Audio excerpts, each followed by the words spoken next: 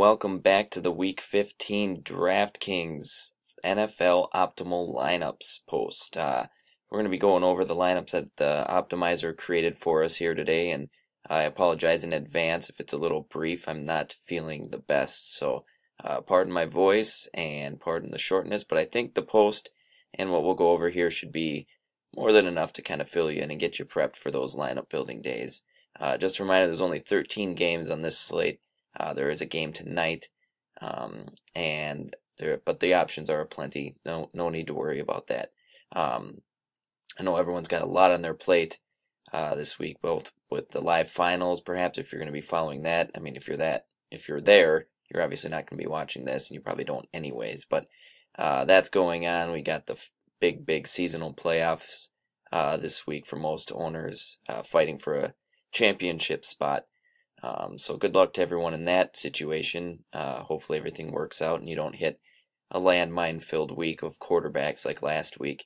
And the fact that you survived that alone says enough about your team and your success. So hopefully it keeps going and everyone moves on to the championship. And then most importantly, let's all win some money in daily fantasy this weekend. It'll be a nice little cherry on top of the cake for Christmas here right before. There couldn't be better timing. So good luck to everyone this week and all their adventures, whether it's shopping, making cookies, playing daily fantasy sports, so be it. Just have a good week and good weekend, and hopefully Sunday is as good as last week's was. I don't know about you guys, but both the optimized lineups and a bunch I created did very well. It was a very good week 14. Key component obviously was Le'Veon Bell. Pretty much if you didn't have him, you were a hurting unit. But he carried the load and had plenty of other guys do good enough that it went out and worked well. So, all right, well, enough about last week and other stuff. Let's get right into it here. We're looking at the cash lineup here. Looks like we got Aaron Rodgers, Le'Veon Bell, David Johnson. Are the big three once again. Probably looks familiar from last week if you followed. It's the same three. And once again, zero complaints here. Rodgers is in a very good matchup on paper, but the questionable status is a little concerning. He had that last week, though, and he did fine.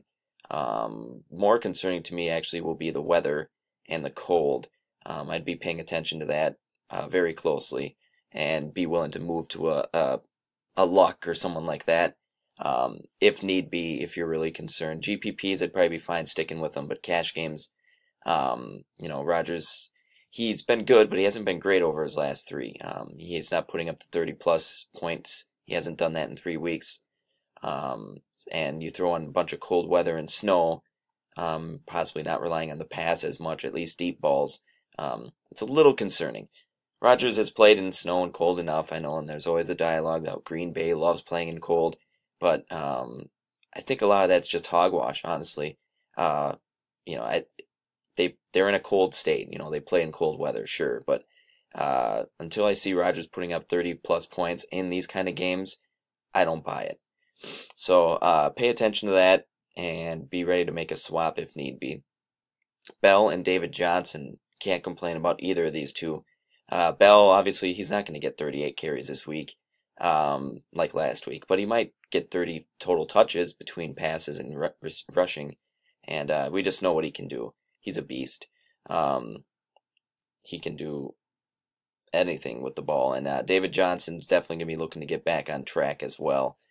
He had a pedestrian week, still was almost 15-20 points, but he just was kind of shut down, contained last week. So I think he's going to come out in a big way this week. And New Orleans is actually pretty good against the run, but as we all know, Johnson can do plenty of damage out of the backfield as well. So he's a good play as well this week. So let's see. And then for the receivers, we got a bunch of value plays, and I actually like them all. We got Rashard Matthews, Marquise Lee, and Dontrell Inman. All three guys are heavier target guys. Marquise Lee in a cash lineup's a little risky to me. He, he's playing and filling his spot, so he's the number 2 target there. But he's actually been the number 1 target over the last month with Jacksonville. So Sorry about that. Sorry about that. A little kid interruption there. So, had to find her beloved toy phone. So, anyways, back to the receivers here. We got Marquise Lee, Dontrell Inman, and Matthews, who are actually doing pretty well target-wise. Matthews, he finally had kind of a rough week last week. He'd been putting up 15 or more DK points over his last 5 games. And this week, the Chiefs are actually pretty vulnerable in the air. So I think Matthews will continue seeing his hefty amount of targets and, be getting plenty of yardage as well. So yeah, that's the cash lineup. Jermaine Gresham's the tight end. They're doing the looks like the tight end stack here with Jermaine Gresham and Cameron Brate. Can't really complain about that. Gresham's been surprisingly good over his last month. Only one game under 10 points. And that was last week, but it was very close. He had 9.5. Brate, as we all know, he can find the end zone, and he's been consistently above 10 points as well over the last month. So, I like both these guys at their price especially, but also like their production's just been, equal, if not better, than some of these low-end value receivers. So, seems like they have a higher floor than a guy like Marquise Lee. Marquise Lee could blow up for 20 points. He could also give you 4. So, I'd keep keeping an eye on that, the weather, injuries, all that for Aaron Rodgers and Gresham. And then, if need be, swap out Marquise Lee for maybe a safer option if you have a little bit more cash on your lineup build. All right, the GPP stack, very similar, actually, except we got Cameron Meredith and Delaney Walker in there instead. So Meredith, he had a pretty good game again last week.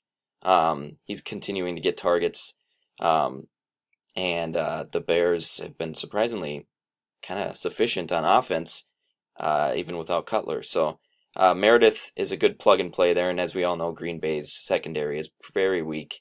So he should, as long as he gets 6-7 targets like he has been, he can get 10-12 points, and looks like we're projecting him for 13.5. So, high enough floor for Meredith. Lee is a good play here in the GPP lineup for sure. The upside's tremendous, and the floor is obviously pretty low, but 13.6 we're projecting him in that. And then we got, of course, Rashard Matthews, Le'Veon Bell, Johnson, and Rodgers once again. All 4 of those guys, I think, are pretty rock solid in a lineup. Delaney Walker, we know what he's capable of doing. He's just kind of been up and down the last few weeks, but he's easily capable of putting up 20-plus points on any given week. And like we were saying earlier, the Chiefs' defense isn't dynamic or like really capable of shutting down receivers or tight ends that well. They're a good defense, but it's mostly just kind of slowing guys down. I think Walker is due for a big game here. So that is the GPP lineup. With this GPP stack, it pulled in the Steelers this week. I actually really like this stack and build. You're losing David Johnson, which is kind of a big hit, but you're getting Antonio Brown in what appears to be a good revenge game for him after last season's playoffs. If you don't remember the Bengals, he got a cheap hit, helmet to helmet, and actually knocked him out of the game. So yeah, I think Brown's going to be playing with a lot of bite this week, and I think the Steelers in general, they're probably not going to be running as much with Bell as they did last week. So Brown and Roethlisberger, I think, are going to be great plays, and then Bell obviously is solid and consistent enough to carry plenty of weight. Latavius Murray actually has been playing very well over the last month, and I think San Diego is going to have a very hard time slowing him down. He's also catching the ball a lot more. They're just kind of making him a key component to their offense. And that's a good thing. And Latavius Murray's price is very fair at 5,800 here. So it looks like we got him projected at 16.9 for the week. So that's very sufficient at that price. Everyone else we've seen already. Got Rashard Matthews, Marquise Lee, Delaney Walker, and then here's the double tight end play again. And I can really get behind that this week. I think that's good to let you afford some of these higher end guys.